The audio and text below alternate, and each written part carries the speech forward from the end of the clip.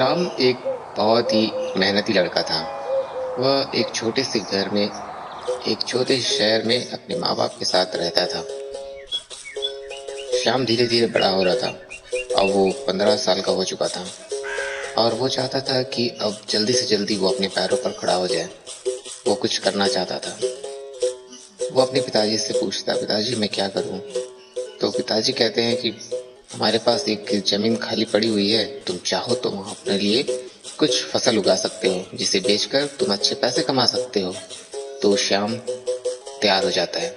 वो भी सोचता है कि हाँ, ये काम मैं कर सकता हूँ। और उसे गेहूं से भरी एक बोरी भी मिल जाती है, जिसे वो बोना चाहता है।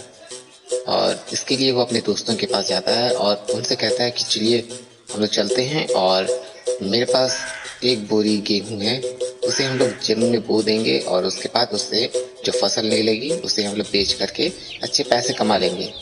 तो जो उसके दोस्त रहते हैं वो कह देते हैं कि नहीं नहीं, इतना मेहनत का काम हम नहीं कर सकते। फिर श्याम अकेले ही चला जाता है, अपने पिताजी की ट्रैक्टर लेकर के खेत की जुताई करने लगता है। और शाम तक वो अपनी खेत की जुताई भी कर लेता है और उसके बाद अपने घर आ जाता है। और गेहूं लेकर के अगले दिन सुबह ही उसे खेत में बो देता है। देखते ही देखते दिन गुजरते जाते हैं और उसमें वो खाद देता है, पानी देता है और फसल बड़े होने लगते हैं। और देखते ही देखते उसकी फसल लहलहाने लगती है और अब फसल काटने का भी दिन आ जाता है। तो श्याम फिर अपने दोस्तों के पास जाता है। वो जाता है कालू के पास और बोलता है कि मेरी फसल पक गई है, क्या तुम उसे काटने में मेरी मदद करोगे? कालू साफ मना कर देता है, नहीं ये काम तो मुझे नहीं आता, मैं नहीं कर सकता। और फिर मना कर देता है। इस तरह श्याम फिर जाता है मोलू के पास और मोलू से भी कहता है कि क्या तुम मेरी मदद करोगे फसल काटने में? तो मोलू भी कह देता है कि नहीं नहीं, मैं थोड़ा बिजी हूँ, मैं नहीं कर पाऊँगा। और श्याम चला जाता है भोलू के पास। भोलू भी कह देता है कि मुझे भी मत ले जाओ यार, मैं भी नहीं जा पाऊँगा, ये सब काम नहीं कर पाऊँगा मैं। और फिर श्याम चला जाता है अकेले अपने फसल की कटाई करने के लिए। और वो सारा दिन अपने फसल की कटाई करता है और उसके बाद शाम को वो अपने घर आ जाता है। और इस प्रकार उसके फसल की कटाई हो जाती है। अब भोलू चाहता है कि इस फसल को वो बेच दे। इसके लिए वो फिर अपने दोस्तों के पास जाता है और कहता है कि मेरी फसल तो पक गई और कट भी गई, अब मैं जा रहा हूँ उसे बेचने के लिए, क्या कोई मेरे साथ आकर मेरी हेल्प करना चाहेगा? तो वो कह देते हैं कि नहीं यार, हम नहीं कर पाएंगे ये काम, ये तो बहुत मेहनत का काम है, हमें तो कुछ भी नहीं आता।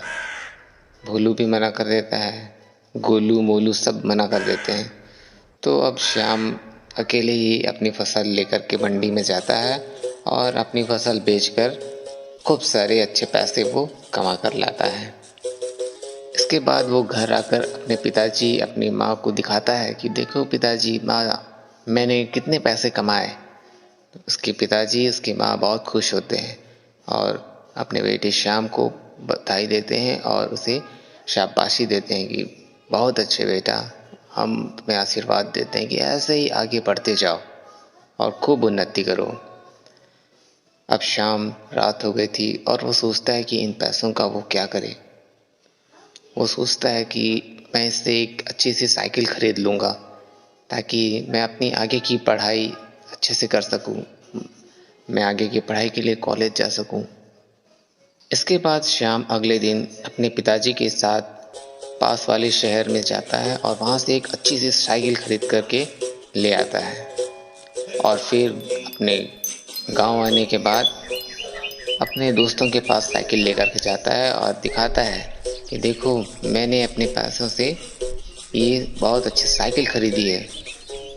तो उसके दोस्त देखते हैं और बोलते हैं, अरे वाह श्याम, तुमने तो बहुत अच्छी साइकिल ले ली है, हमें भी चलाने के लिए दो, हमें भी दो, चलो हम फिर से फसल उगाएंगे, हमें भी चलाने के लिए दो। तो श्याम सीधा सीधा मना कर देता है, कहता है तुमने मेरी कोई मदद नहीं की, मैं तुम्हें एक बार भी छूने भी नहीं दूंगा साइकिल को और उसके बाद वो वहाँ से अपनी साइकिल लेकर के चला जाता है। तो इस कहानी का सारांश यही है कि जो मेहनत करेगा वही फल पाएगा, वही उसका आनंद लेगा। तो फ्रेंड्स, मेहनत करने के लिए कभी भी डरना नहीं है और हमेशा तैयार रहना है।